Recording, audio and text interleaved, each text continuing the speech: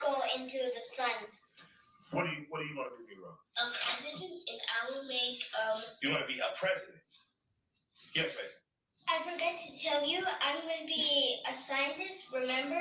Yes. And I'm going to make this potion that will make my whole family superheroes. You owe your parents not to dream big. You know, you owe it to your parents to dream practical and start making money as soon as you can. Like, you're not going to be able to be president.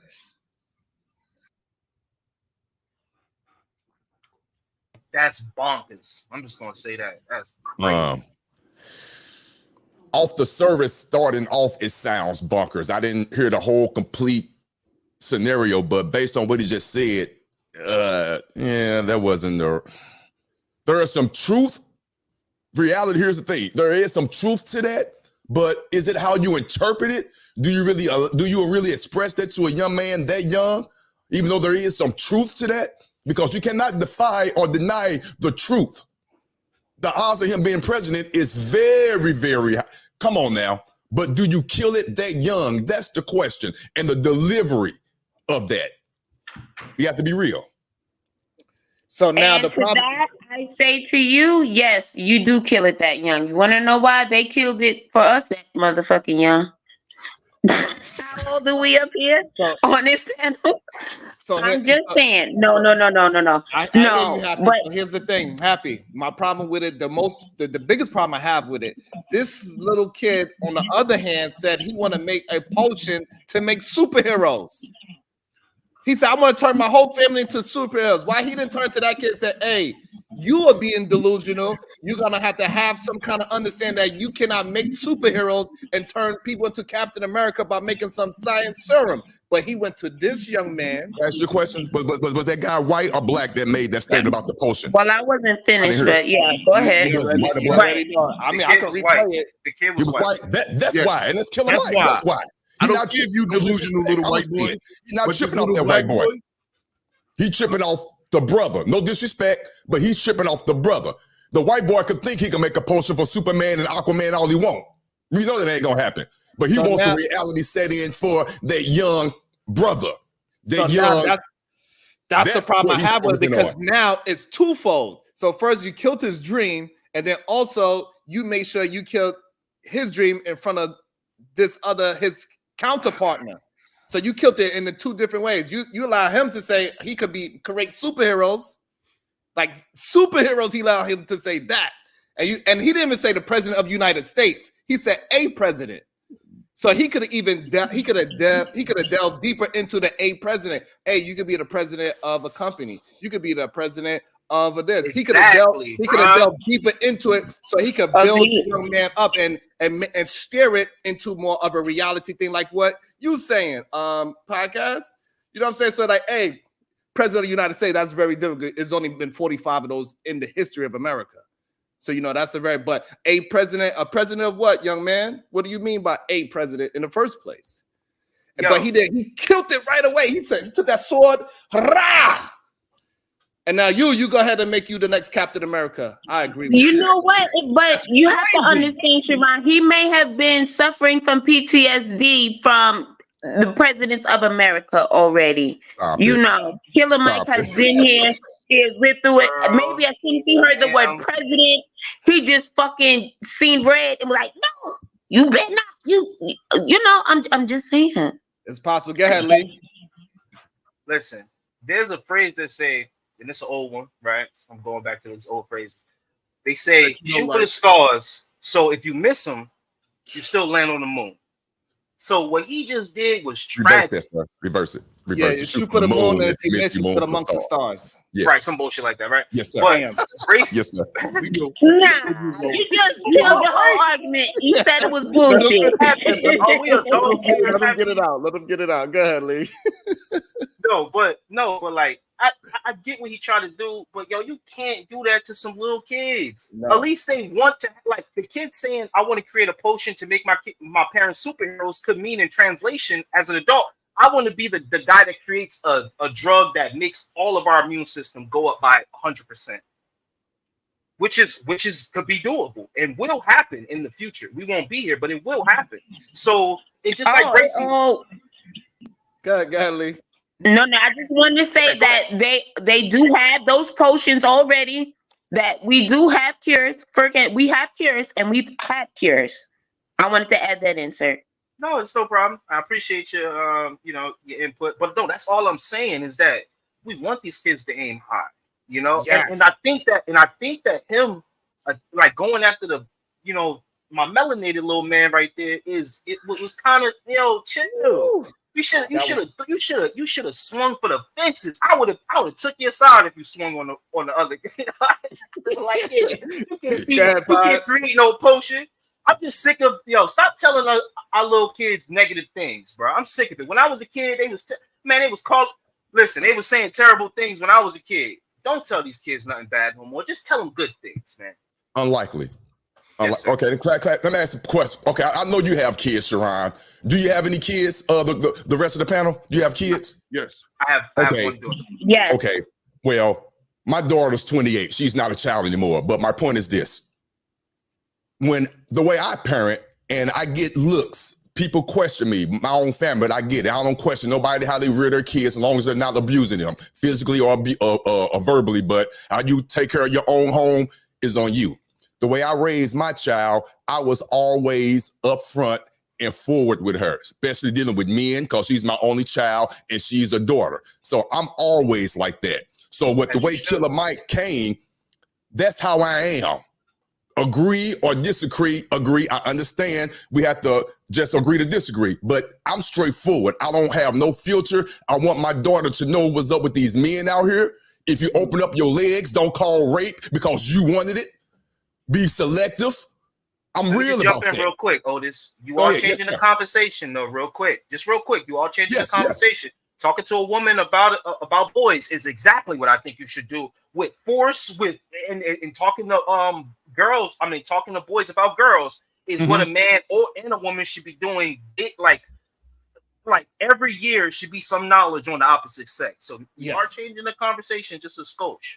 No, I'm trying to tie it in, but you're right. I'm trying to tie it in. So with that being said, and thank you for bringing me home. I got ADHD, so let's bring it back home. Me too.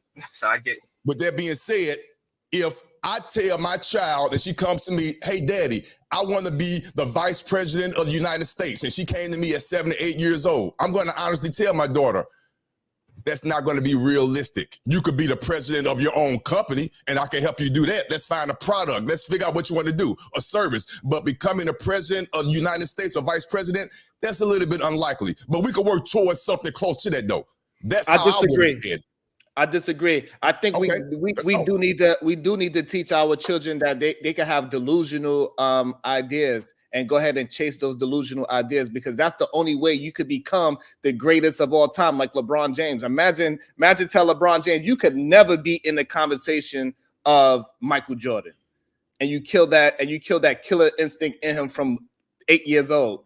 But since he had the idea that I'm gonna just play the best I can be, he had this delusional idea that even though I'm a poor kid from Akron, I could go and play in the NBA and be the greatest stat person of all time in the NBA, which only about 5,000 people ever played in the NBA. The whole time it's been around. It's been around like 75 years. Only 5,000 people ever even played in the NBA, and he's one of the greatest to ever do it. So if we don't allow our children to have imagination and be delusional to go and chase something that's crazy, that's why the term comes out, shoot for the moons, and if you miss, you sit amongst the stars, is why that whole ideology is even existing. Because you want your kids to have a healthy delusion of trying to chase something. Imagine telling Elon Musk, you ain't gonna never be able to build cars that drive itself. Are you gonna put a car in space? Are you gonna make your own rocket ship? And he believes you don't need the government. I don't even need the government. I'm gonna go build my own rocket ship and send it into space. All these things is delusional. Right. But then he made it into reality. Can we say that it's not delusional if it already exists? That's what I was about. Yes, Happy. Like, how come on, delusional it's not delusional if it exists. Yeah. Like Obama. So what I said in the beginning, like I was laughing about, I was joking, but like let's be serious. Like, come on now. But we can we actually say, oh, that's delusional? No, it's not delusional if it exists. Yeah, I think it's that word delusional just a little, but I get what you're saying. Great point. Great point. But damn, And I to mean, drive your point home, Sharon, is we got to understand as Black people as well that our ancestors were big dreamers. That was the reason why they were able to progress and excel at a Come fast rate on, preach. coming from slavery. You know what I'm saying? They were big dreamers. yes, So wow. we can never quell the dream of our youth. You know what I'm saying? Because the advancements that we see in technology and robotics and medicine and all those things is because kids was allowed to dream of a better way, a smarter way, an easier way of doing things. So we got to allow these kids to continue to dream so that we can continue to progress as a people, especially our people. And as it is Black History Month, I think we should be sharing more of the inventions that Black people created. There are so many of them that are still relevant today. Obviously, people are still using them. Like, let's be clear, if it wasn't for a Black person, let's just throw that in there. Yes, as we tying it all in together. But will we only share the ones No they gave us credit delusions for, here. or will we share the ones that they stole too? No, I said everything. All of them. Everything, meaning yes, absolutely. Majority of them they stole. All of them. Everything. Let's include country music because for some reason everybody thinks telephone. Black people didn't create that either. We created all the genre. But no, I'm gonna leave it alone. But no. Also about the more important things about like the health and the sciences and things like that, what we were just discussing. The more important things. But yeah, absolutely. Go ahead, Lee. I appreciate you. I feel like this is a really good conversation, right? So when we first started speaking, right, I remember Otis saying, just hold on, let me try to get this right. Did Trigger Mike say that to the Black boy?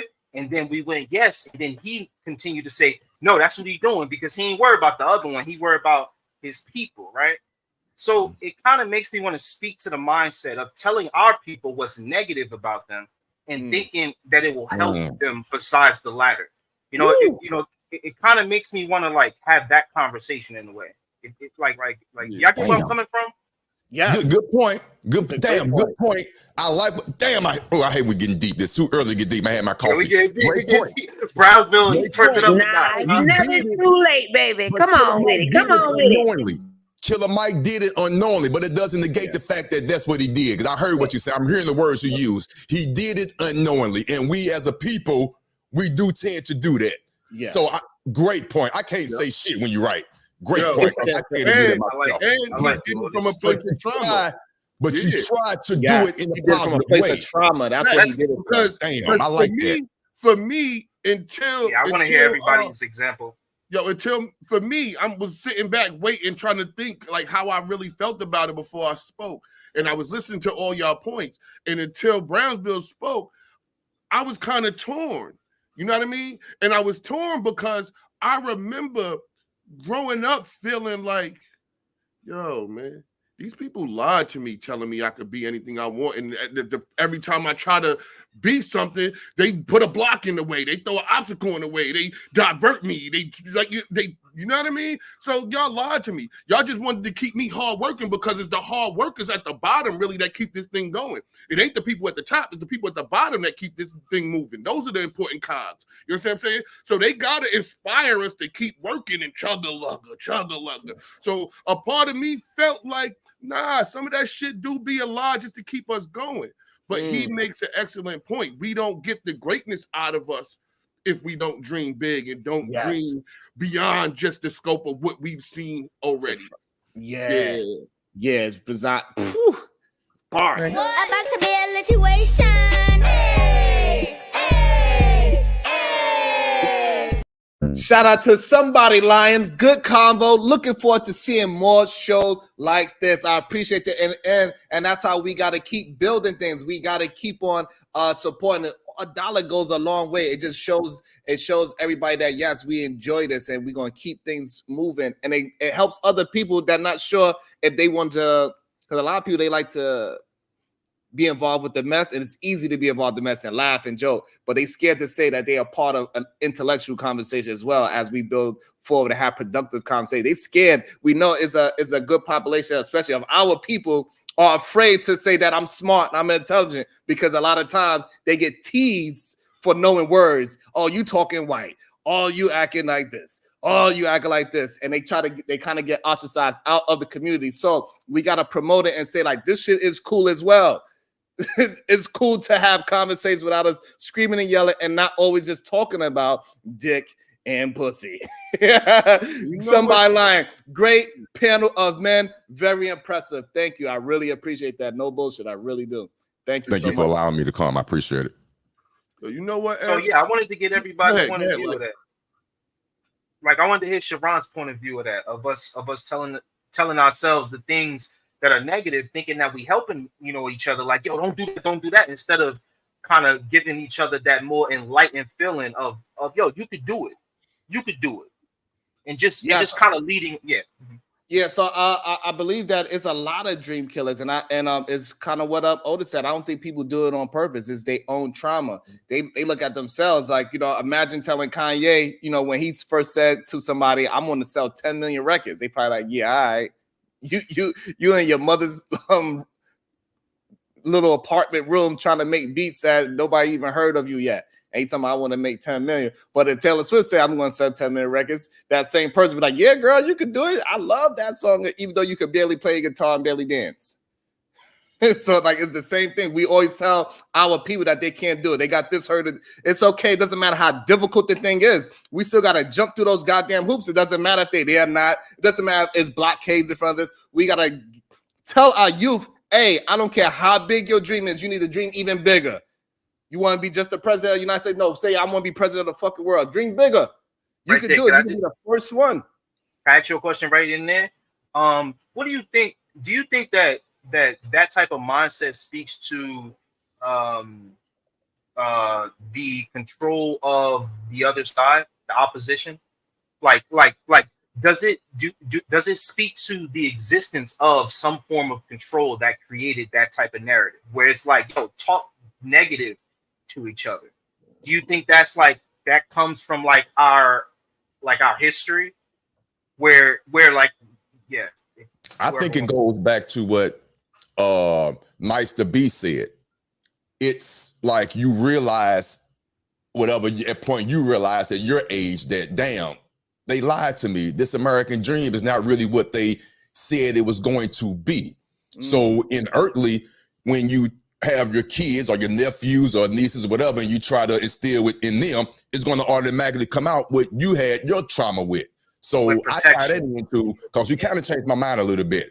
When Killer Mike's, I didn't really have a problem with what he said, but now that what you broke it down so eloquently, I do a little bit now. But the issue is, at what age or at what point, right? In an individual's life, do you be realistic with them and tell them, hey, remember when you were 7 or 8, you said you want to be the president. Now you're what? I don't know, 18, 17, you're 15, your grades this. We see a whole lot more now.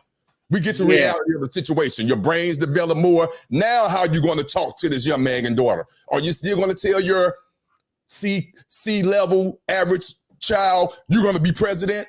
No. I'm not trying to be funny, but all that comes into I think eventually reality does come into play. But when they like, these kids look like they less than 8 years old. That ain't the time to let that kid be a kid. Let that imagination run. Yes. So now, because what he really was having was a conversation with a little kid like he was a grown man. That is the issue. Yeah. That's not a grown man. Now, you can have that conversation with us, 20, 18, even 16. You can have that, hey, listen, you said you want to be president. The way how you've been moving your life is going to be even, you lessened it more because you don't got the 4.0. You don't got the opportunity to go to Harvard or Yale or Princeton, because all of our presidents came out of one of those three. You ain't go there. So now we need to start to change your trajectory. Where are you going? What is the best trajectory for you? You have to do something different, because the way how it's set up with every other president, if you study them, and if he didn't study, so you wasn't even studying your craft. You didn't study the people that came before you. So there's a lot of things that we can start having as reality now, because you ain't moving in that direction. So now we can have a different conversation. But that little 7, 8-year-old, yeah. Let him Can I say one thing to add on to that? And I think this plays a factor too. Let's look at the messenger. We're talking about, I believe Killer Mike is 45 years old. A mature man who's been on the political activist side majority of his whole life. Right. His demeanor is what it is. His no nonsense, his no tolerance, and not trying to be funny. He's on, well, I'm 53, I'm not old, but we know where we at in life. We have less time here than more time. So in his mind, not being psychotherapist, he's going straight for the truth, straight for the jugular. Look at the messenger versus his father or his mother, someone trying to groom him in that more loving way. Look at the messenger. Don't miss the message. But I get the point, though. I really do. Harsh a little bit for that 8-year-old. We don't know how much way too harsh for that 8-year-old in the near future. And I also want to welcome to the show Chicago Rilla. What is your thoughts, Chicago Rilla? Peace to the guys, man. Peace, dirty Jersey in this motherfucker, man. Hey, listen, I just heard Killer Mike, and I just had to pull up real quick to see it. You know, I'm out of the loop. I'm still doing a bunch of moving and packing. I can play the video for you again if you like. The brother that was just, well, yeah, I guess you could. I don't want to take away from the show, though. I don't want you to make any adjustments for me. Because I think the brother. Go ahead. Go for it. Run it back. Let's see. Do you guys know what a carpenter is? Yeah. Yes, my dad worked for a carpenter and now he has his own business. I'm trying to find the cure for cancer. And I'm going to make a rocket that can go into the sun. What do you want to be, Ron? A president? Oh wow, that was a really interesting You want to be a president? Yes, Mason. I forgot to tell you, I'm going to be a scientist, remember? Yes. And I'm going to make this potion that will make my whole family superheroes. You owe your parents not to dream big. You know, you owe it to your parents to dream practical and start making money as soon as you can. Like, you're not going to be able to be president. Bruh. Do you guys know what a carpenter is? Yo, that is vicious. That shit hurt, right? No, that shit is vicious. Y'all tripping, man. It ain't that shit hurt, bro. Damn. So just for I got a question more because I don't want to start judging Killer Mike, right? Do y'all feel like that was a skit? Like they was just like it was a. Oh, that's a good point. No, I think that's Killer Mike. I think that's Killer Mike. No, I think that's a skit. Well, I felt like it might have been like a controlled. If you call it a skit, you gotta be calling him a sell. If you call it a skit, you gotta be calling him a sellout there because why would you? That's why I tried to change it from skit. I'm more of like a controlled test, a more controlled. No, you know how, I don't think he played like that. I don't think Killer Mike plays like that. I don't think he plays like that. I think it could be a skit. So I make way. I make way for it for the fact that it could be a skit. But let me just deal with it as it is, right? Let's say it's true, right? So the first thing I would say, and maybe you guys have already said it, regardless of what Killer Mike says, the biggest influence should be whoever's at home teaching him. So whether Killer Mike says he could be or could not be, that outside validation should not take precedence over what his parents are teaching him, right? So Killer Mike shot him down. Okay, cool. But you also gotta, I think somebody talked about, you gotta look at the messenger, and this is where it counts. You gotta look at Killer Mike's track record of being an entrepreneur, of coming up in Atlanta. He talks all the time about, the way he was raised in Atlanta. Excellence was the basic expectation. It wasn't the fact that you was Black. It was just the fact that you was excellent, period. So you're competing, period, right? So again, to me, regardless of what he said, and that did sound harsh, right? That's why I'm like, dang, that might be a skit. I can't really see Killer Mike saying that. And we don't have any other clips of him ever saying that to a group of kids. And he spoke to plenty of them, right? So we don't have any other clips. So that's why I'm like, it might be a skit, but let's just take it at face value. If we take it at face value, it's harsh. Yes, it sounds harsh, but the world that these kids are being prepared for in the way that we're preparing them no longer is it. So say like for me, I'll be 50 in August, right? I'm turning 50. I cannot train and raise my kids for the world that as I see it. I have to train and develop them for the world that they are actually in the process of creating. Some of us get creative for them. How can you tell them the world that they're being created in, and they're the ones going into that world? You're leaving that world in a way. Like correct, that world is like, you know, so you kind of can't, like, we talk like kids aren't, like, have a understanding of their surroundings and what's happening. Like, even you, when you were Chicago Rilla, like baby Rilla, you feel me? You was understanding the world at like 8 in a way that your parents couldn't. You know what I mean? Like, but you still with the parents' job. I think Chicago Rilla. Go ahead, my bad. That young lady, the Japanese black girl that played tennis. I forget her name right now. But Naomi Osaka. Naomi Osaka. Her mother took her to a tennis match at 7 years old to see Serena play, and she said, "Mommy, I want to be like that." Coco Golf too. And guess what happened? Her mother said, "Okay, we can do that," and she became that. Exactly.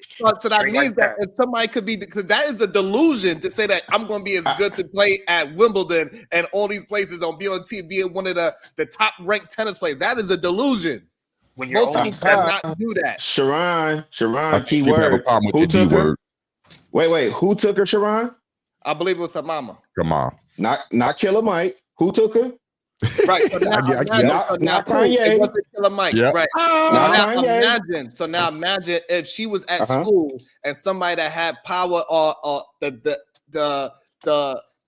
imagine if Trigger Mike was there giving a conversation like this to her. Right. Imagine if Killer Mike did say that. She got her mother all good and granted, but when they presented Killer Mike into this place, and they said he's a rapper, he's successful, this, that, and this little boy is looking at this man as like, I could be that, and you just get your dream shut down. That's going to be a very big blow to an 8-year-old. Sharon, I disagree. I disagree. Again, and I'll go on mute after this, I promise. But listen, go back and watch Jesus. Go back and watch that documentary. All that, Don, the reason why Kanye moved with so much confidence, the way his mama instilled in him and invested in him, you know, you couldn't tell him nothing. So again, take Naomi Osaka, and her mom is taking her to Wimbledon and these tennis matches and all this other stuff. And Killer Mike says that to her. She gonna say, my mama said I could be whoever I want. And you move accordingly. I think we put too much emphasis. Again, this is the case for 2-parent household nuclear family. Because we put too much emphasis on these public figures and celebrities to raise our kids for us. That's not Killer Mike's responsibility. I don't give a fuck what he say to mine. Real talk. Because my word better out. Go ahead. It's not him raising them, Chicago. It's about him influencing an idea in his thought that he cannot be as big as he want to be. That's the part that we really talking about. It's not about him raising. It's just that one negative thought could change his whole brain function. I disagree. Damn. That's a lot to put on a celebrity, though, Sharon. Wait, but I agree with that. I agree with that. Can I ask you a question, Sharon? You have daughters, obviously, you have kids. You are a strong influencer in your home. I have no doubt about that. I'm not even questioning that. I'm pretty sure you're telling your kids the right way, the right things, all that. They go to school, a guest speaker shows up, Beyonce or whoever it is, Doja Cat. I love Doja Cat. That's why I said Doja Cat. She shows up. She makes a statement. Are you saying, or are you hoping that what you taught or your wife taught your daughter is going to be so strong that no matter what Doja Cat say to her, she's going to rely on the upbringing of her parents? That's what you have to do, because the outside world is the outside world. Once that child leaves their house, a lot of people are going to be in their ear. They have to rely on their recall. I ask my daughter all the time at 28, all the things that I taught you as we were growing up, do you have recall when I'm not around?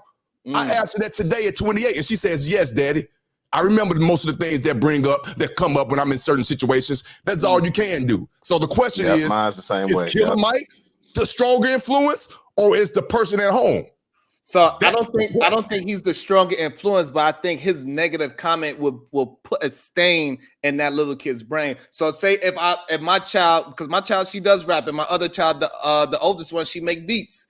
So now if they out there grinding it, because I've been making them get into music since they was 5 years old, so they know they got musical talent. But if they moving in a certain place and say, for example, my daughter, she likes Megan Thee Stallion, she go to Megan Thee Stallion, and Megan Thee Stallion says, "You ain't gonna never be me." it's going to trigger one or two things. Either it's going to make her quit, or it's gonna make her hate her so bad that she's gonna make sure she prove that she is greater than her. Or is and that one thought is gonna put a stain in her. And I gotta try to cultivate her to keep on that motivation. It's gonna hurt. It's gonna sting. And that's why they always say you gotta be careful of meeting your idols. But I think even in that and before they said be careful of meeting your idols, they said that you shouldn't have no idols before that. Okay.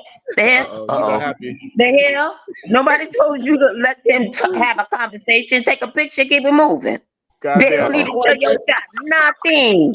Okay. Go ahead, Nice. We're gonna let Nice finish his thought, and then we're gonna let Unk Man on to the shit.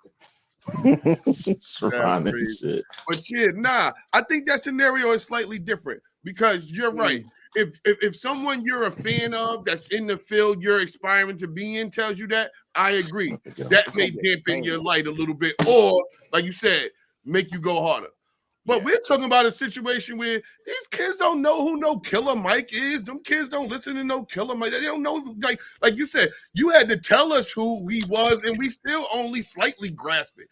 Because even the awards, we don't know the significance of none of that stuff y'all talk. So that's not someone, and listen, ain't not near kid in there say they wanted to be a rapper. Luckily.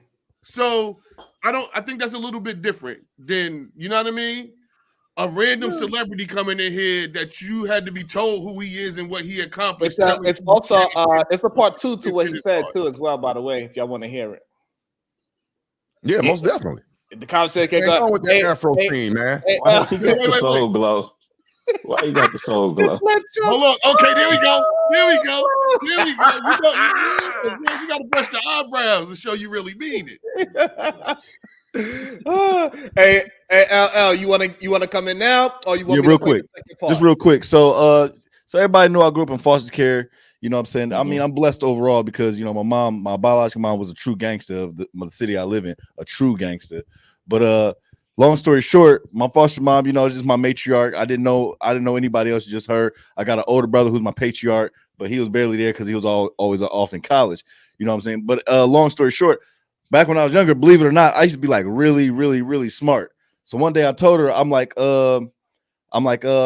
because we were really big on Black history. If you really ever listen to me, I know a lot of Black history. She used to make us read books and shit like that, like all the time. Math, science, and then Black history. So anyway, so I'm in one day, I'm looking out the window. I love stars. I love astrology. Not even astrology, like Aquarius and all that goofy shit. Astronomy, excuse me. So long story short, I told her one day, I'm like, yeah, I want to be the first Black man on Mars. And she laughed at me. I would never forget that shit. That day, I was like, man, well, fuck this shit then. What the fuck I'm working so hard for then? I had to be maybe 12, 13. And I'm telling you, I used to be like crazy smart. After that, I was like, man, fuck this shit. The number one person in my life, who's supposed to be the number one person in my life, told me, she laughed at me. She didn't even say shit about it. She just laughed. You know, like, oh, that's not even accomplishable. You know what I'm saying?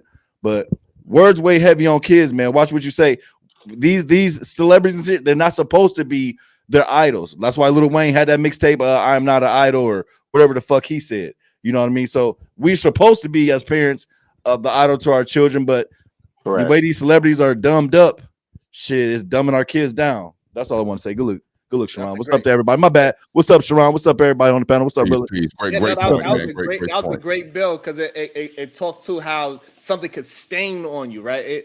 Even if you could fight past it, it's something that sticks with you when somebody says something so negative against your developing brain. It hurts. It stings when you say you can't be president. It stings when you hear somebody big, grown, because you got to understand how the 8-year-old's looking to this man. He's looking up to this man that they brought to the classroom, no matter if they know he's a celebrity or not, because maybe the kid don't know he's a celebrity, but the fact that he's looking up to this big Black man that they brought to school, and as he's already have authority over the children. Hey, Robin, you funny. Hey, drunk man, can I ask you a question? Sharon. Drunk man, I'm asking you a question on mine, sir. What's up, G? You said you remember that at the age of 11 or 12. Okay. Yeah. Do you have any kids? Yeah, I have a daughter. Okay. How old is your daughter? 8. Okay. About to be 9 next week. Perfect. Beautiful. I'm pretty sure it did, but does that affect how you talk to your daughter how you encourage her, or if she says say for example, not to put you on the spot or anything, you don't even have to answer this like a thought process. If she says something that's kind of like, I wouldn't say out of the norm, but kind of like high out there for us dreamland. She wants to be whatever. How would you handle that situation? Flat out, all I have to say is you can do anything you put your mind to, but all you have to do is practice. You ain't gonna do shit. You ain't gonna be shit if you're not practicing. If I don't see you practicing, it's gonna be very hard to attain. Okay. I'm very, very blunt with my daughter, very honest. You know what I mean? I want to be the first one to break a heart, so nobody else out here looking lost and shit. You know what I mean? Damn, that was deep. I'm just saying. I don't want nobody else telling my daughter no other goofy shit. Let me do it, just so I can tell her what's real, what's right, what's wrong. That's it. Let's see the second part. Let's see the second part to it. So as we keep building this productive conversation, I'm gonna keep using the word productive until it gets stuck in my brain. Kids, we're gonna forget everything we learned in school. Now you gotta learn how to poster, lay carpet, wood flooring. But where would kids learn how to think? I don't think school teaches us to think. I think school, like prison, teaches you to obey. What's the age? So you're saying like when kids are like kinder first? I tell my kids as early as 5. Like, I don't believe in your dream. It's whack. You know? Oh, okay. Do you think this program would work for children? No. I think that what you're saying, it sounds good in theory, but I don't think that your idea would work for my children. But for adults, I think that we do need those kind of programs. We need vocational programs where they can take up a trade. So just focus on them. I will pick up my bucket, okay, and I will take it to the adults, and I will hope they will appreciate my genius. I told these kids, that's what I thought. This is the show that he does. Yeah, that's not an interview. That's That's a test study. Yeah, I know. That's the show that he does, though, right? Yeah. And again, shout out to Unc, man, right? Because when he was saying that, I was imagining of all the people that came to speak at my school, if my grandma told me I couldn't be whatever, that would crush me. Not the celebrity or whoever came to the school to give game or whatever. Take that at face value. Take that for what it is. That's what I'm saying. Malcolm X talked about, the expectation that we put on these celebrities. And I'm just saying, it does sound harsh to say that to a child. I agree 1000%. And I'm taking what he's saying at face value. For me, I am responsible for my child and their development. Right. So even when they hear something, I have to be able to counter that and balance that and give them the real. Sharon, you talked the other day about the discipline of setting a time to, like, hey, you say you want to do this, I'm behind you. Yep, you can do anything you want. Yep, we're gonna do that piano lesson. Yep. Now you don't want to do it. Okay, we're gonna set. That's the important work. Not what Killer Mike has said, because Killer Mike not gonna be there to tell your child, oh, you want to be a pianist, or you want to play guitar, or you want to do tennis, or you want to do golf. Guess who's going to enroll them in all those lessons, right?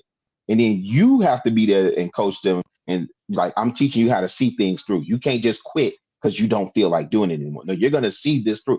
That's the important lesson. So I really don't care. I don't. When my kids were younger, they didn't watch certain movies, and they didn't listen to certain music. They watched a lot of VeggieTales and kids stuff, right? But I didn't get them involved with that stuff because I need to make the biggest imprint on them first. Now, when they go out and deal in the world, now they have something to go off of. So that's what I was pulling up for. But the problem is that okay, so I could agree with Killer Mike. It's just easy for me to say Trigger Mike. I don't know why, but I agree with Killer Mike not being the absolute influence. But the only problem is that Killer Mike is also going to influence other parents to say, yeah, you know what? We need to be more practical with our own children. So now even their own children coming to them, that whole Killer Mike scheme is going to run in their mind like, no, I need to be more realistic and tell my kid he need to go make money. And they're going to be the dream killers. So the dream killer is going to start from this, and now it's going to bleed into grown human beings telling their own children, you need to go be a carpenter because you're a little dumb. You ain't as smart as you think you are. Sharon, you don't believe that. Stop that. We just saw this man win a Grammy. We just saw this man win 3 Grammys at 49 and give a speech on "Don't Tell Me What Can't Happen." So we know this is. I'm glad that you brought that up. I'm glad, and that goes to show that bullshit that he said to that little boy is bullshit. Because all of a sudden, when he won those 3 Grammys, all of a sudden he spun around and said anything is possible. Same thing like that other kid, Jelly Roll, at 40. He won, I believe, a country music award or something. He won it at 40. And he like, anything is possible. Don't allow anybody, he said. That was a powerful speech. Yeah, that was a powerful your speech, dream. Because you could do it at any age as long as you believe and put the work. You got to put work behind your actions, of course. That's the real thing that has to happen. Man, he did just contradict himself. He did say that. Damn. I don't think it's a contradictory. Oh, it's absolutely I don't think it's a contradictory at all. Explain. No, I don't think it. No, yeah. So you talk. Listen, what Killer Mike did, right, to get to these 3 grand. You got to watch this campaign from putting this album together to campaigning for the Grammys, right? And he's doing it at 48. This wasn't just some hope in the sky, no, some pie in the sky. He put the work in to accompany that. Now, the message that he's conveying to that child, again, it's hard for me to take it at face value because I know it's part of like whatever he's filming. That's not like I don't even think that's real advice he would give to a child. Chicago Rilla. But I just want to attack it at face value. Go ahead. Do you believe that Black people are more susceptible to things that they see on screen? Jesus Christ. Yes or no? Nation. I think that's a race. Yes. So now so when other grown men see that, they are going to imitate that with their own families. That is the problem I have with it. So it's not necessarily him saying it to the little kid. But they already doing it though, They gonna look at it as I've got to always make my child think practical, realistic. Tell my child, my Black child, that you got to work 2 times or 4 times harder than a white child. This is something that's been said in our community for a long time, and it's detrimental to our children that they got to work 4 times harder than somebody that's in the same class as them. No, you are equal with that person. You need to grind and stay focused is what you need to do, not work 10 times harder just because this person is better than you, because that's what you are instilling in that kid's minds, that other counterpart is better than you. That's why you got to work so much harder. But if y'all both equal, and you tell them to work harder, 10 times harder than them, then you can say, hey, you will be 10 times better than that person. Not that if you work 10 times harder, you're just going to meet them at the same level now, and then now y'all could go together. Those are 2 completely different arguments. I don't know. You guys, so when my grandma would talk about working twice as hard, it was because the deck was stacked against us, not because the person was better than innately. It was because the deck is already stacked. The odds are not in your favor. But I agree. I'll concede the point to what you're saying. I agree largely with what you're saying. Like just competing, which is what a lot of us are not doing. We could use more of that. Competing to compete. Yeah, we got to change the culture on that. Smart is definitely the new cool. I love that. Yes, I like that. Is the new cool. About to be a situation.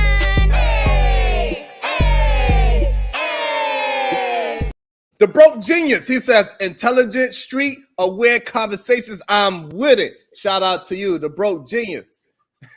That shit ain't go together, by the way. You should not be broke in genius. You should not be that. About to be a situation.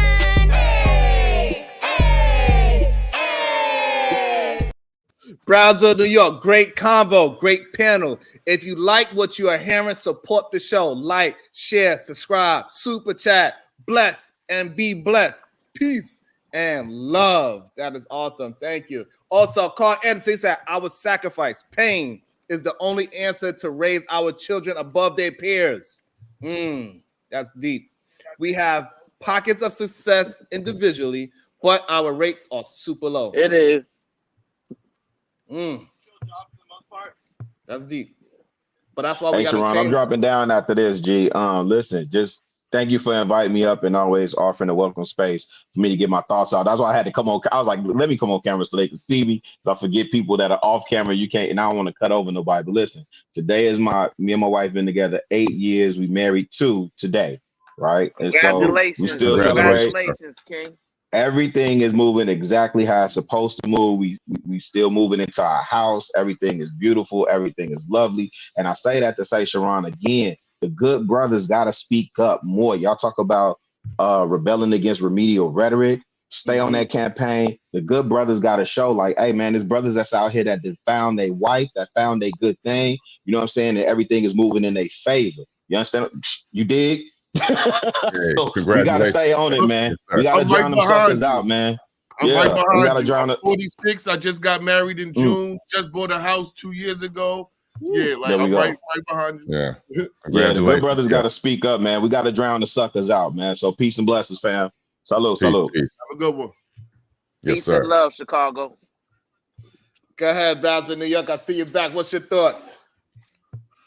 Oh, I'm just listening, cuzzo. I'm enjoying everything I'm hearing, man. Y'all are building on a great convo. So I just wanted to keep it going, man.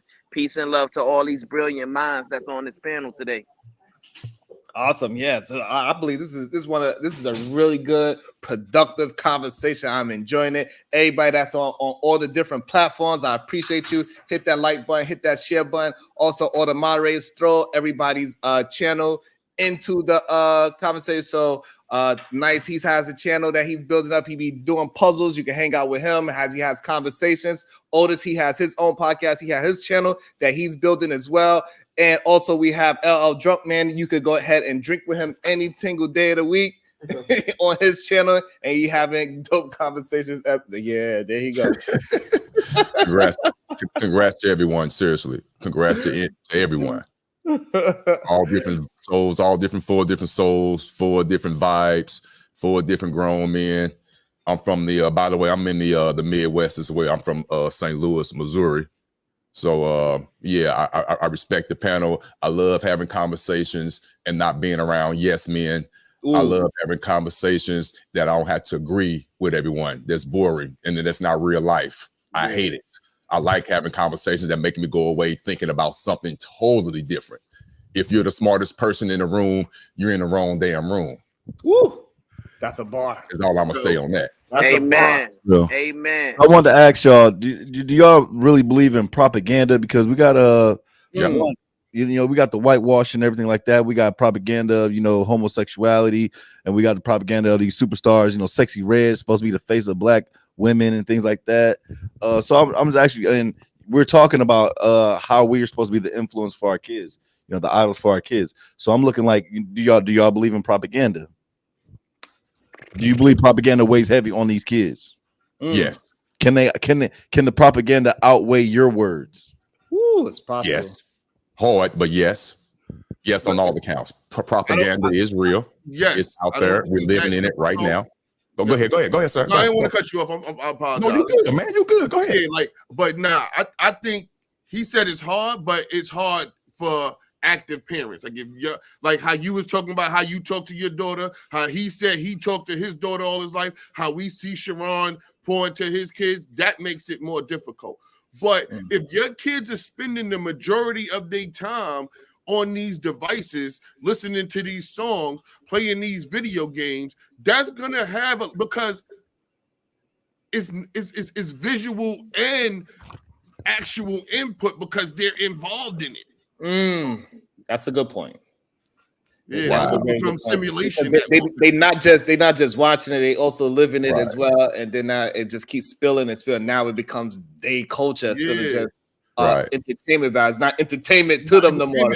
Propaganda is their culture now. Yes. That is a big difference because if I listen to country music, it ain't my culture. I'm just listening. It's a good song. It's a good song. But if you listen to country music every day for 5 hours, and then I'm farming, and then I'm buying cowboy. Like now, it's starting to become a culture instead of just entertainment. That's the very dangerous part. I also want to shout out to the Cash App. About to be a situation. Hey, hey, hey. Shout out to Barry White with the 2-ball Thursday morning live. I appreciate you, Barry White, always showing love and support. I appreciate that. I want to so now I want to shift the conversation to Michelle Obama. She had an interesting conversation, and I thought it was good.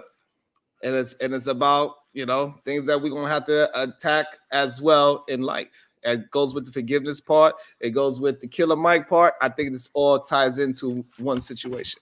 Let's see. There are people who they were built for the climb like we were, and some weren't. And one of the toughest things is to find out that a dear friend wasn't ready for the climb. In order to keep pressing forward, sometimes you got to leave them there because you can't carry people when you're trying to get to the top. It slows you down, but there's survivor's remorse. They've reached a point where they've left people they love behind, and they struggle to figure out how to maintain those connections, and it becomes hard and it's draining. If you want to make it, you've got to make some hard choices or you will not make the climb yourself. And then everybody loses.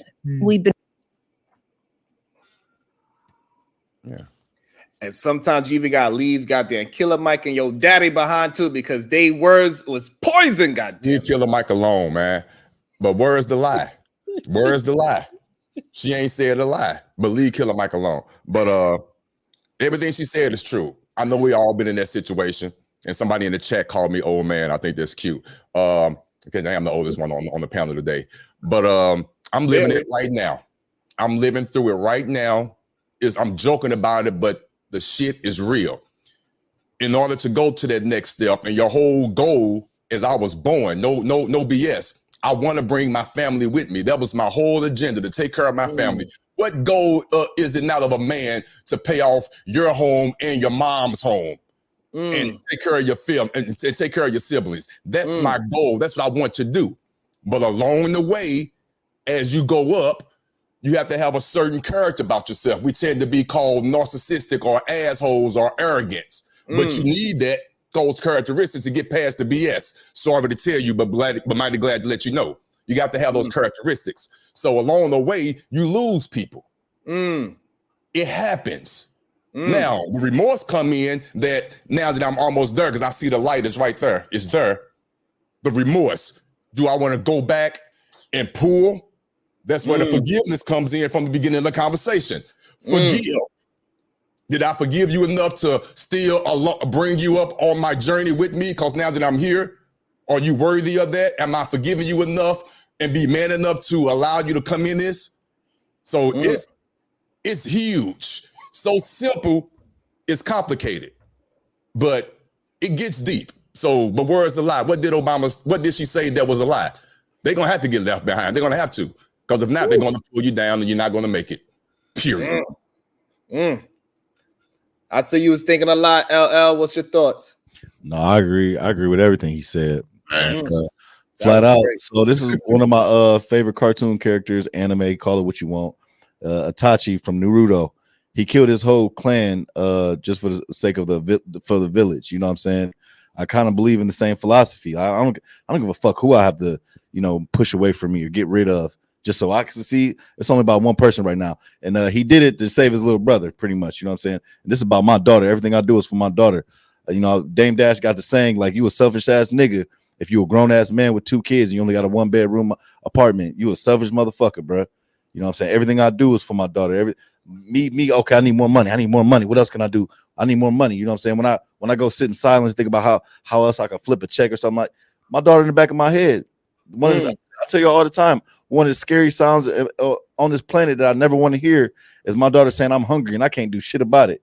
You know what I mean? But if you look at your family, everybody, once you get money, everybody got their motherfucking hand out. Don't nobody want to do nothing for it. The worst thing you could ever do is hire somebody from your family. You late, you don't even show up. You think you can pull up whenever the fuck you feel, or you want to ask for extra money like a cash advance. The fuck, this is a true business. I don't give a fuck who you are. I don't care. When it comes to my money and a business, bro, you have to operate. Because if this is a white man's business, you gonna show up? Yes, sir. You're gonna do everything that you need to do, everything he asks. I fully and wholeheartedly believe cutting off the village, my clan or whomever. I don't give a fuck. That's how. Yo, those are some wise words, man. Can y'all hear me? Yeah, we hear you great. Yeah, man, and I just want to build from that because I agree. Like what Michelle Obama is speaking to, she's speaking to prioritizing self-preservation, self-improvement, and self-growth, right? And I'm going to give you this analogy just to kind of break it down to layman's terms. Let's say you and your brother are both going to swim classes and are still learning how to swim, right? Let's say you and your brother decide to take a walk by a lake, right? And your brother says, "Oh, I'm about to jump in this lake to teach myself how to swim." Now, both of y'all are still non-swimmers. He jumps into the lake and he starts to drown, right? And then what happens if you jump in the lake and try to save him, but you can't swim? Now we got two brothers drowning in a lake because they can't swim instead of one. So I say that to say this: you can't allow the decisions of others to pull you in a situation to where you're drowning, right? You can't allow the poor choices of others to dictate the potential of your growth, right? If you are recognizing that, hey, he's going in one direction and it's opposite of mine, sometimes you got to let them go into that direction, go into your direction, and see if one day y'all can come together and go into the same direction, right? But you can't allow someone to kill your joy or kill your dreams. You know what I'm saying? Because you gotta prioritize self-preservation, self-improvement, and self-growth so that you and yours can find success. And then one day you can reach that success ladder and then reach down and pull others up with you. That's a great. I like that analogy. I really do. About to be a situation. Hey, hey, hey. Shout out to Mother with the 10 balls. She said, "Peace and love, brother." Thank you. I appreciate that. Make sure y'all hitting that like button, share button. We appreciate everybody that's showing any type of love. We appreciate you, especially that dollar, because it makes a vagina go whoop whoop. And I think it's very important that sometimes we do got to shed light. It's like the rocket.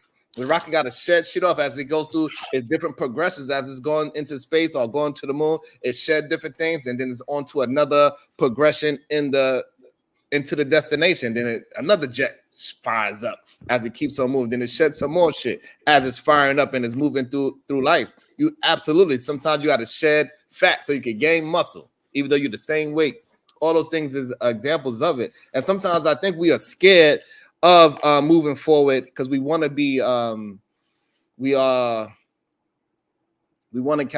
so much empathy towards other people, and so we want them to have the same enjoyment as us, but it ain't built for everybody. You got to work towards it. If you don't work towards it, then you just you don't appreciate it as much.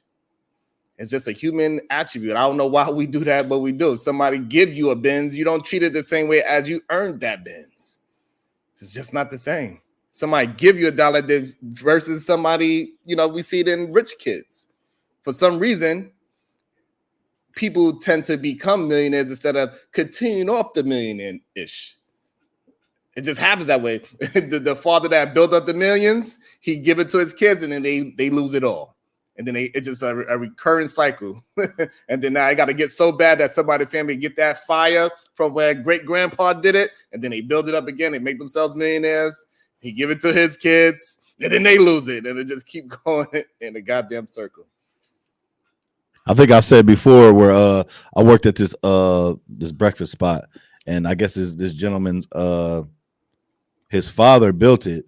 But you could just see like the next generation. Y'all don't give a fuck about this shit. Damn. When I'm coming in, I'm taking care of all this shit, everything. I'm running this bitch like it's mine. You know what I'm saying? But honestly, you could see that shit. So when they say, "Oh, if you didn't build it, you don't give a fuck about it," I saw firsthand. Shit, that's wild, and it happens very often. About to be a situation. Hey, hey, hey. Shout out to Chicago Rilla for gifting Flora Daneka Slayer a gifted membership. Shout out to Chicago Rilla. Thank you. She is now a solution-based gangster, and now she is dealing with the truth for 2024 and beyond. So help her. You finish the quote. You know how that goes. Also, shout out to about to be a situation. Hey, hey, hey. Shout out Robin M with the $4.99. Great conversation. I will admit that Will holding one accountable is also a space of grace. That is great. That's awesome. We are too hard on one another at times. Love, love, love. I love that, Robin. I appreciate I disagree. I think we ain't hard enough on each other. You know what I'm saying? Bring Shane back. You know what I'm saying? I don't think we're hard enough. Talking about her specifically, because normally she in the comments tearing our ass up. So today she giving us a compliment. I take it gratefully. Thank you, Robin M. I appreciate it.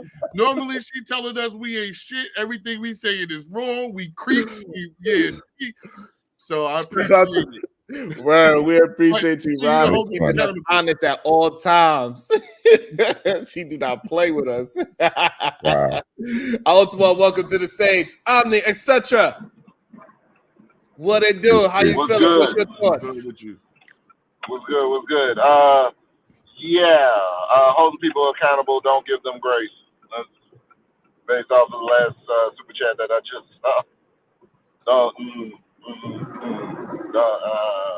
When it's time to hold people accountable, grace is over. That's it. Grace is over and done with. I'm sorry. Also, salute to you from getting away from the bad elements, Bracey. I don't know exactly what happened, but I for one am glad that it happened. Hey, listen, I'm just listening to what Michelle Obama said. That's all. She told me that, hey, when I'm ascending, I'm going certain places. Some things I might have to shed off of me. That's all. That's all I did. If I'm moving in a productive direction, I got to keep moving in that productive direction. And that's what it is. If I got to shed off some things, I got to get a little lighter so I can get a little higher. It is what it is. Factual on all accounts. However that may be.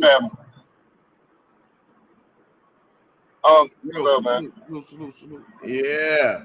Yeah, we have an awesome build today. I really appreciate it. We are, and yes, Robin M. She said something positive. Yes, she can be on both sides of the fence. Y'all just gotta act right for her to say something positive about your ass. Y'all need some goddamn act right. Oh shit, that is great. Robin M. said something nice. What the hell? She did. Well, she always says something nice. It's just whether you like it or not. I'm just saying. That is a good point too. Oh. He was getting ready. He's like, yeah, I know how I be coming with that shit, boy.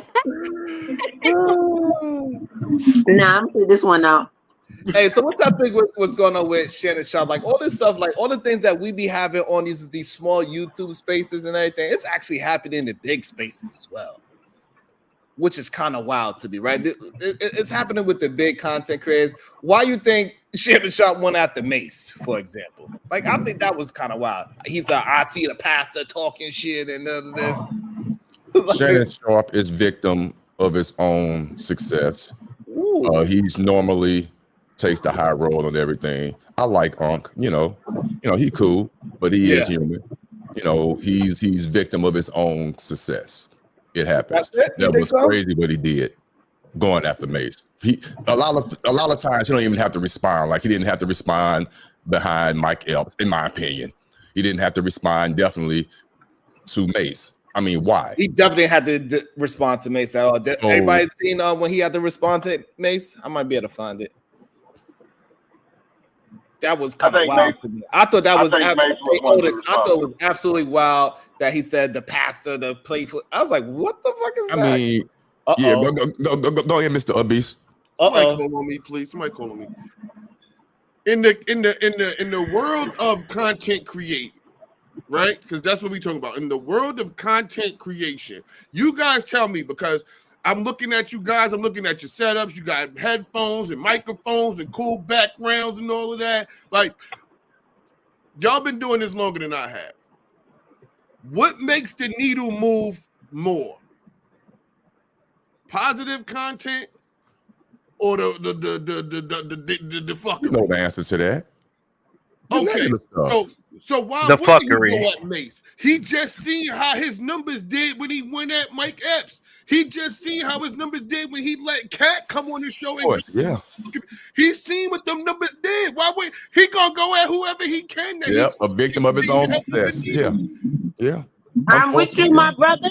The only thing I gotta say is leave Cat out of it, because let's be clear, everybody else is jumping on the bandwagon of Cat. Shannon Sharp is just a product of his environment at this moment. You get what I'm saying? Yes, ma'am. But if it wasn't for Cat, you get what I'm saying? Everybody wouldn't be coming Shannon. You know, which in retrospect, I'm just saying keep it on that side, because we're not gonna blame Cat for none of this shit. Motherfuckers, they hate, but they love to hate, obviously. You know what I mean? Oh, Shannon said something to you?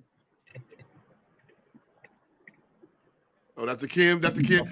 Oh, no. I ain't gonna let y'all know none of that. No. That's confidential. I have never. Have any of you gone viral before?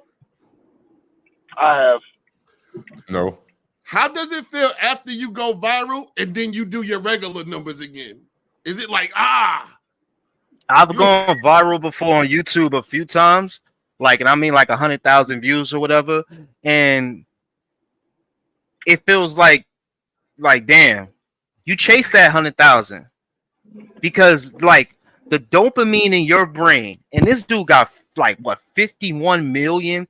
So the dopamine in his brain, his reward system jumped off the roof, and that happens to all of us. If any of us get let's just say right now, if this go viral and Sharon get 1 million views, Sharon's brain is going to be so happy that he's going to want it again. And then without even thinking about it subconsciously, he's going to do things that puts him back in that situation. So if it's negativity, like Nice said, then he's going to lean into that negativity. And I'm not even mad at him. We should all understand that it's entertainment, man. He came at who'd he come at? Mike Epps, and then next they dapped it up. You feel me? They just made a bag off that conversation because they getting millions of views, and 1 million could translate from anywhere from $10,000 to $20,000. That's how it works with the revenue. So you get a bag. Why not? And we entertain. On Instagram, somebody, but it wasn't on my platform, and there was somebody else's. They did. We was walking down the street, and they did an interview. They stopped me and my wife, and we did an interview, and we got over 1 million, almost 2 million views. So it was interesting to go in the comments to see this 1 million view thing and how people was trying to extrapolate all these different things that doesn't exist. Oh, but did you see the way how he moved his lips when he said that? I don't believe him. I'm like, what the fuck is that? Yeah. You know what I'm saying? All these other these little micro things that other people notice, that's it's kind of wild. It's very entertaining to me. But I didn't, I think going viral is but if it goes viral on your own platform, for example, what happened yesterday, how yesterday was a big thing. But I'm not going to keep chasing drama now, because I know the drama sells, but I'm not going to chase it. If it comes into my lap, I'm not going to stray away from it neither. I ain't scared of little dirt and mud. But much of who you are is trying to go against the grain of what norm is. So for you to say you not going to lean into that, I get that from you. The majority of people who are in this for entertainment and content creation are going to lean into whatever's moving the needle, bro. It's true. Especially if you don't have, if you don't know what lane you're in per se. Ooh. I'm just being real. I could use myself to be totally honest with you, and use this as a learning. OtisWho podcast. I'm all over the place. I don't have a set format. So if something, being real, I'm human. If something negative comes up, my antenna go up. I'm tempted to do that.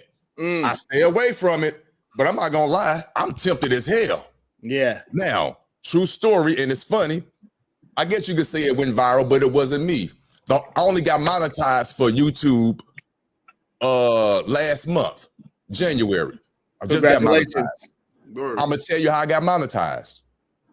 All I did was replayed the Instagram response of Ice Cube responding to Cat Williams. I put my little bump in front of it, and I put my little bump behind it, but it's him. That's almost that. You can go look at my channel. I think there's 600,000 views. That's what got me. That's what got me monetized. My first check was for $989. Wow, so, for one video? Yeah. That is freaking amazing, brother. That's what happened. That's what happened in January. So to see them numbers, to go back to my regular numbers, 110, 22. Not K, 22. Right. 110, 13. You feel me? That's the real number. You feel me? But that video, so now I'm just trying to still find myself. And that's the reality of this space. And I'm just being real. And I'm 53. Right. Appreciate you know, but I'm trying to stay away from the BS. Yeah. I like this stuff. I like panels. I like challenging conversations. Yeah. You know, but it's easy to lean into that. Oh, what such and such say today? That basketball hip hop shit. No. No. You know. As you say that, let's lean into some basketball hip hop. Oh God. Okay, let's go. But okay. Come on. Sharon, real quick before, because I can't hear the video, but real quick. He gonna do so much. He need to sit real quick. I just ass down. Hold on. Good. I just wanted to say, you got to be careful about leaning into the and this is for every content creator. You got to be careful about leaning into those viral moments, strictly because you already had a plan for your brand beforehand, and whatever went viral is probably goes against that plan. So most likely, yeah. You know what I'm saying? So that's a good point. You don't want to restructure your brand because of it's like what Angry Man says all the time. He doesn't talk about everything that's going on just because everybody else is. Yeah. You know? Yeah, for sure. You gotta have the same way I am with mine. You gotta have a point to your madness, not just this one is getting views because Kobe. I think he's giving people too much credit. I think he's giving people in these spaces too much credit. You know how many people come into these spaces just trying to copycat something they seen one of y'all do or somebody above y'all do, and they really don't have an agenda. They really don't have a plan. They really don't have a real idea or original thought for what they want their show or their platform to be. You know what I mean? So they really just looking for those type of moments from wherever they'll come from with no rhyme or reason. Well, those people. Go ahead, Trigger Mike. I also want to welcome to the stage the Trigger Mike Show. I was saying your name all day today, by the way, and you want to come up. Like Candyman. Word. I said your name at least 5 times today by accident. Man, what did I do? No, it was unintentional. In talking about Killer Mike, Trigger Mike is just easier for them to say because they're so familiar with you. So I was sitting here laughing all morning at them messing it up. We both fat black niggas, so I get it. It's all good. But no, I love this conversation, man. And to what Nice just said, yeah, those people that do that though, they never have longevity. That's one of the things that I learned when I got picked up for a show, right? I never knew I had a skill for this, but he says you can talk a very long time. He meant you can monologue off of a single thought for an hour straight. He's like, listen, like 1% of people can do that. And he's like, I want you to do that on your own show. And I was like, what do you mean? He's like, that means you have original thoughts. Someone who does not have an original thought cannot elaborate that long. That's very true. You see what I'm saying? So I was like, okay. Then I started to notice that in other people. And when you don't have an original thought or ability to elaborate on your own beliefs and others' opinions, you don't have longevity in this game. You're always going to be a reaction type person, right? Oh, this is how I feel about what this person said. And then they'll bring the panel up immediately because they can't extend the conversation themselves. So you're definitely right about that. And the other part that I wanted to say was we are, in addition to what everyone else has said, is this is also a product of trash culture. What Shannon Sharp is going through is a product of trash culture. We have a culture where you could be minding your business on top of the world, get attacked, and the culture forces you to respond, or it's an L on you. You lose respect because you didn't respond. So that's the meaning of trash culture. Like, you know, if taking the high road was congratulated, if it was supported, then that's what people would be doing. But here you lose clout, you lose viewership You get people to turn against you for not doing anything when you weren't even the aggressor in the first place. Woo. So that's why I say, especially for Black men, if you're not willing, like if you're willing, you have to leave the culture behind. If you really want to ascend to the next level, don't ever, from the beginning, I mean, you have to disassociate yourself from the trash culture to begin with, because once anybody assumes you're a part of it, then you'll have to respond anytime you're attacked, and that means you can also lose. So, but that's a difficult thing. Like what Otis decide to not do is a very difficult thing. To get to do one video and not capitalize it on doing it over and over again, that's a difficult decision to make, because like in his mind, he like, I see where I could continue to do this. Also, I want to have this powerful build, and I want to have just challenging conversations, not just regurgitate and depend on celebrity news. That is a difficult decision, man, because celebrities, they just keep giving it to us. Right. Well, at least I told myself when I got into this, no, it's not for the numbers. No, I don't care about being monetized. Of course, we tell ourselves that. Yeah. And according to the history, the pattern, that's not what I do. Ice Cube, nowhere near it. I'm still living it, but I get yelled at by people like S that tell me I'm bugging for still living like none of my pages is monetized. Yeah. I got about 5 different shows, all the way down to like a music review show I do. Like he said, I got puzzles with Beast. I got At the Bar with Beast with one-on-one interviews that you see behind me, but none of my stuff is monetized. Like I really do it for the people. But I get yelled at by people like S. Yep, and he got the ability to use local celebrities as well, and they willing to just hang out with them and have conversations where it could absolutely be better. You really had the opportunity to. I got you, but really because people want to conversate with him. Like for season 3, I have the head coaches of U Albany come in and sit with me. I have another gentleman who's been running a community team night for 30 years. Like, no, I got people really, like, I already have some of the top rappers. I have politicians. So basically, I need to be where you at, basically.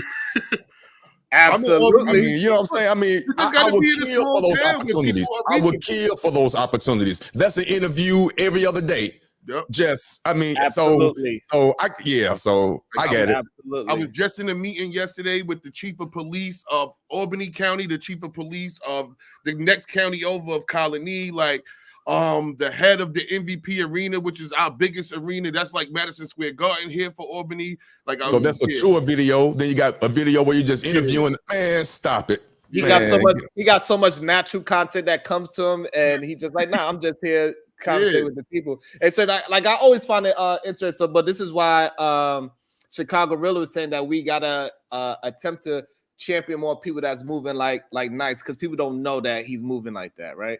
But that's why we gotta champion so more people could be willing to show their success and the good things that they do as well, because way too often something Ice Cube talking about something would go viral, and the greatness that we do of having building conversations is not going to go as big like today.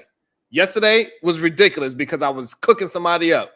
Today is more nice and calm, and we all relax, and people are on the fence on supporting it. It's not really on the fence. It's just not a thing that our minds is adjusted to that type of dopamine of. Honestly, that's just the way it is. And it's been like that for centuries. It's just unfortunate. Negative stuff or exciting, that type of energy goes viral.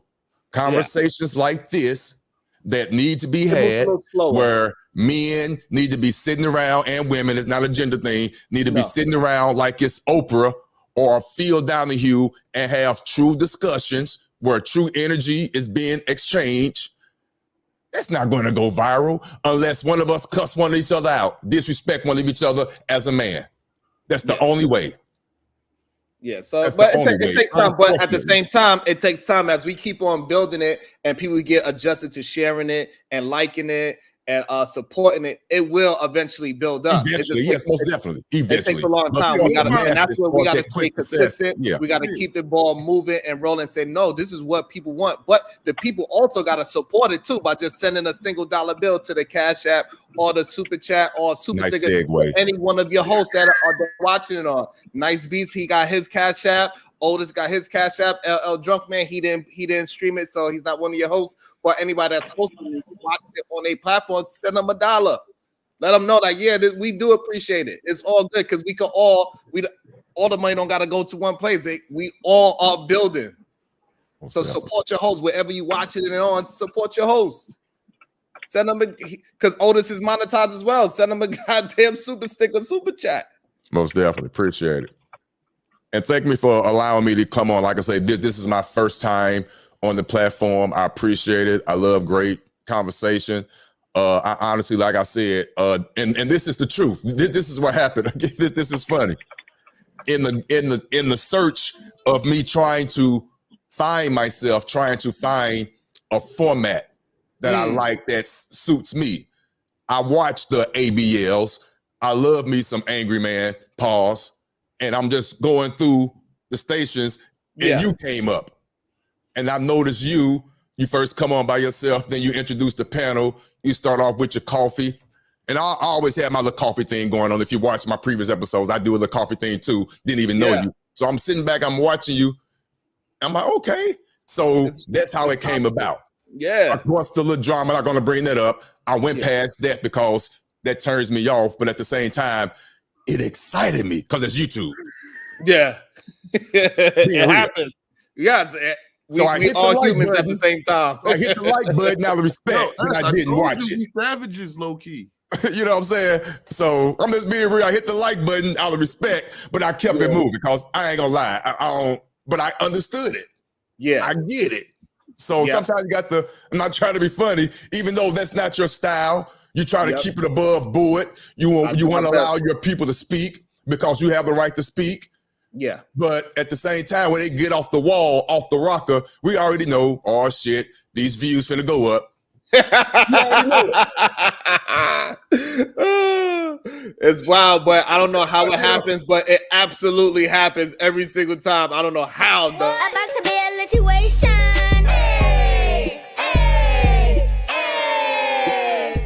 Shout out to Chicago, Productive Bill. Peace to the gods. And that's how we got to show everybody that, yes, we do enjoy it as well. We enjoy both because we are human. So we enjoy our nonsense. We enjoy our positive bill. We enjoy watching even some of the boring stuff like fishing videos. We could watch them like, oh, man, that's kind of crazy. Man, people be watching me put puzzles together. Now that's wild, for real. I never heard of that. So you straight up sit there and put puzzles together. Yes. And you have conversation about why you doing it, just talking shit. Yeah, and I got a little playlist from artists in the area playing low in the background. And I'm just got you because it's not that's creative. Damn. It really came from me because I really do puzzles. So I was just sitting there doing a puzzle and I kind of got bored. So I'm like, yo, let me go live so I have some company. That's wow. And it's smart to use to play the music, the playlist of people that's not signed, so it can't be copywritten, but it gives them notoriety. Beautiful. I get the concept. I got you. Like I said, I have a music review show called Spin the Block Music Review with me and Pesci Kruger, who's one of the top rappers in the area, and we do that every week. We have 22 episodes out of that. So I get exclusive music from the artists. That's great, man. For real. That's great. Seriously. That's cool. You definitely got the platform. You good. You got the personality for it. You good. Thank you, brother. Don't push it. Hell yeah. I love this shit. This shit is dope. But that's gonna make me monetize eventually because he won't stop. Yeah, we're gonna keep pushing them forward so we could so this way we can have more people looking to be productive. Is that the word? We're not using positive anymore. We're using the word productive so he could promote other young men to be productive. Right. And want to move forward and move the needle and do something and build something up and build it from scratch and all these things because that's what this shit is. LL Drunk Man, he's building his shit from scratch. Otis, he built this from scratch. He stumbled upon a treasure, but he built it from scratch. At the end of the day, I've been doing this since 2018. I think probably longer than that, probably 16. I think it's 18. Just got mine again. Wasn't even trying to. Right. Shout out to the struggle channels. Y'all go support these struggle channels, man. Y'all like to make fun of Hey, I tell y'all all the time, y'all ain't gotta watch my shit. Just hit the like button. Keep it moving. I know y'all got shit to do. Angry Man be on 24/7. Word. I don't know how you got DJ Hemp on. You got Fatty on. Hey, just hit the fucking like button. I ain't crying. Shit. Hey, you so right, for sure. Hey, let me ask y'all a question though. The panel, what's going on with this new trend of coming on twice? I've noticed that. You come on I think some people just they probably pay attention because a lot of people ask me to come on late at night because some people they always tell me like I can't catch your live in the daytime. I want to see you do something in the day, but it's just hard for me to use this as a radio station. You know, the radio station, they could do the same thing over and over and over. They play the same song every 10 minutes because they know people get in and out their car. Even though I can see my analytics, it shows that I can do that because only the chat is the really only people that hang out with you the whole time. Right, but everybody else, they come in for 10 minutes, they jump into something else, and they come back for 10 minutes. So they missed a whole lot within 30 seconds. You missed a lot sometimes. Right. Yeah. So really, you can treat this shit like a radio station from the analytics, and you just keep on going back and forth, repeat the same thing over and over. To be honest, just like the radio, let the chips fall where it fall. But it's hard for me as a creator. Exactly, because you try to be as authentic as possible, and you don't want to sound like you're regurgitating the same thing over and over. I follow you. So that's a part that I battle with looking at the analytics and just say, okay, because we could go all the way back to the beginning. I could play the same video again, and we could have this conversation over again. To be honest, because most people didn't see what we said an hour ago. Yo, I remember ESPN used to be like that. Like ESPN in the morning, that center would come on like 4 times. Right on cue. Look at this. Right on cue. I'm back. What did I miss? A lot. Yeah, they have this right. You might have missed a lot. Right. I follow you right. Right on cue. So really, we could just regurgitate everything, all of the good. And now this time when we say it, it's going to be more polished. It's like we being comedians because now we already said it, and now the you know what I'm saying, because we already had the full thought, and we got even a better thought because we already battled with wits, and now we're going to change a word or two. It's going to sound even better if we used to go back to that conversation again. But it's also hard for me as a creator to do that as well, even though I understand that's what I should do. There's like OtisWho, what he should do is keep doing the Ice Cube thing because it brought up, you know what I'm saying? But it's hard. And also too, you know that you need to stay relevant and stay active. So it was brilliant at the same time. I was hoping you would do that, being 100% transparent. Now I don't have to put out a show today because this is my show. But you can still do a show. You could even do a show. You can review the show. You could do a show about the show. The show. About this, which I'm probably in, but you get my point though. If that's how crazy this shit is, or if you didn't have an idea, you know. So just different areas how you do, but yeah, most definitely those. You could break apart a 10-minute video. That 10-minute part of the video could turn to a 2-hour show. Yeah. Oh yeah. Hold on. How many topics did we talk about? So those are 3 different. Yeah, we know. Yeah, all different tricks of the game. Most definitely. Yeah. So it's so wild. Like, so when you start grinding, you start looking at everything as content, which nice needs to start realizing that everything that he do is content. When you start moving it, just going out to a restaurant is content. Content. A review show. It's content right away. Just like even him traveling from the house to go meet Pesci is content. And he said, "Hey, this is how I'm building. This is I just came up with this stuff." That is a content as well. Yo, Ash, you about to be more upset with me. All the shows get done down here. Like all the shows get done in my house, in my man cave. Like I said, At the Bar with Beats get done there. Spin the Block music review get done there. We got a show called The Terminal that we do back here. Like I'm about to start doing artist interview over here by the pool table. So, all the shows, like you already know, that people will kill for that setup. You got everything in one house. Absolutely, you got a whole studio. We have the podcast Sensitivity Soul separately. We shoot it upstairs in my living room. Like, everything is content. Everything is content. So that is we are hitting the 3-hour mark. Anybody want to have their last words? We start with Omni, etc. Go ahead, Omni. What's your thoughts? Oh man, really, I just joined to salute you on the growth and the shedding of, you know what I'm saying, unfavorable elements. That's the whole reason I came up here. You know what I'm saying? Like that's, you know what I'm saying? It's good to see Unk Man back. Oh no, you changed your name to Drunk Man. Shout out to Nice, you know what I'm saying? Otis, I'm gonna have to check you out. I'm not up on you, sir, but because you came up here and you messed with Sharon, I'm gonna check out your channel. I appreciate it. Hopefully I won't disappoint you too much. Appreciate you. Absolutely. That's me. I'm out. Hey, Brownsville, New York, what's your final thoughts? My final thoughts are Nice. You definitely need to go ahead and get monetized, brother. Go ahead and link up with Sharon. Let him guide you through that, because you leaving money on the table, and we don't want to leave no money on the table. Other than that, great conversation, beautiful minds. I enjoyed it. Peace and love to everyone. I hope everyone enjoyed the show, and I hope everyone has a great Thursday, filled with productivity, as you said. Peace and love. Peace, King. Awesome. Hey, Happy, what's your final thoughts, Happy? What?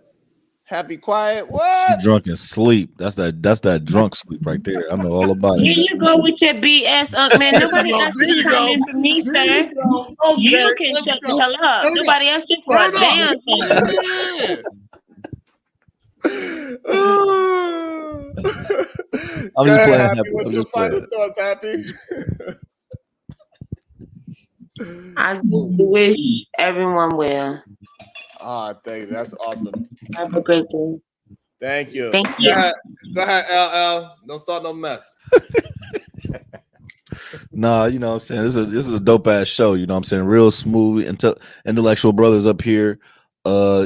If y'all can, please, before y'all leave, can y'all please hit the like, subscribe button? If y'all need to, hit that subscribe button. Go ahead and send another $1 or $2 if y'all can, you know what I'm saying? This is what we want right here. Intellectual conversations, real shit of real substance, you know what I'm saying? But long story short, go support the struggle channels. Yeah. Me and Otis, we over here struggling. Hey, nigga, you ain't gotta watch my shit. I'm not speaking for Otis. You ain't gotta watch my shit, nigga. Just hit the like button. Keep, you know what I'm saying? There's a lot of people out here to be watched. But thank you, Sharon. Keep doing your fucking thing, man. Shout out to everybody on the panel.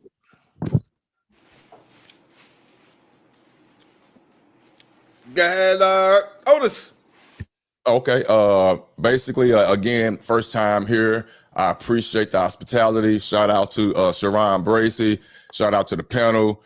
Respect everyone as men. The lady that's on the panel as well. Appreciate everyone. I like the build, and trust me, this will not be the last time I'm here. If you allow me to come back, I'll be back, and we're gonna do what we do. Peace to everybody. I come with clean hands, baby. Let's get it. Nice. I appreciate it. Go ahead, Nice. Yo, man, always enjoy being here. I'm learning which shows to stay off the panel and which shows to pop up on the panel for.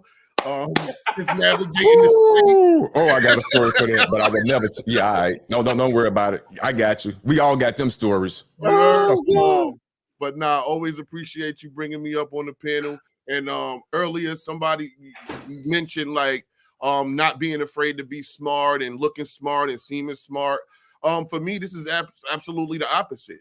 This is me realizing that I'm not that smart and sitting around open-minded to build and listen and learn and make adjustments to be smart, So appreciate all of y'all and everybody that adds their inputs, even the people in the comments. Shout out to them. And I will be subscribing to everybody's channel, man. Same here. Great perspective, by the way. I like what you said. Great perspective. I like that. Awesome. Y'all know how we do it. Is the end of the show. We're gonna do this again at 9 a.m. tomorrow. Put those airplanes in the sky. If you are a member, you got the emojis. And we're gonna keep building this thing. We're gonna go down and we gotta go through problems to get to solutions. And we're gonna rebel against remedial rhetoric with thought patterns, not just regurgitate information. And that's how we're gonna keep this thing moving forward. We see you at 9 a.m. hour-ish. Depends on what I got going on. Depends on when the family get the hell out. And I might go again tonight because I'm trying to mine out how this nighttime thing is going to work out for me. So sometimes I might go again tonight, possibly. Depends on when they go to sleep. I don't know. Thank y'all, and I will see y'all soon. Thank you.